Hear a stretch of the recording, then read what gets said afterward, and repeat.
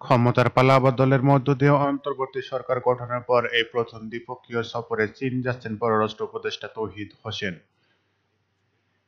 চীনের পররাষ্ট্রমন্ত্রীর আমন্ত্রণে চলতি মাসের ২০ থেকে ২৪ তারিখ পর্যন্ত ৫ দিনের সফরে বেইজিং যাচ্ছে তিনি।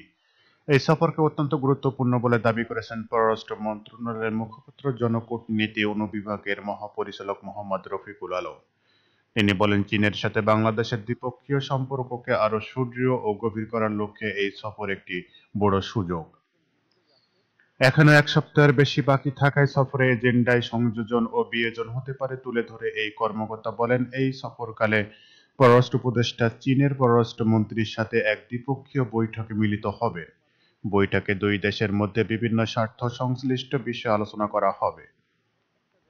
তিনি বলেন, এই সফরে বাংলাদেশ ও চীনের দ্বিপক্ষীয় সম্পর্কের ভবিষ্যৎ রূপরেখা প্রণয়নকল্পে দুই দেশের মধ্য দিয়ে বিভিন্ন ক্ষেত্রে চলমান সহযোগিতার অগ্রগতি আলোচনা করা হবে।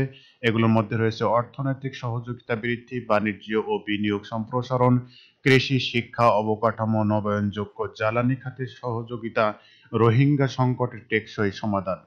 ২০২৪ সালের জুলাই দেশে যখন সরকারি চাকরির কোটা সংস্কারের দাবিতে আন্দোলন বেগবান হতে শুরু করে, তখন চীনের প্রধানমন্ত্রী লিং চিয়াওং আমন্ত্রণে বেইজিং সফর করেন তখনকার প্রধানমন্ত্রী শেখ হাসিনা।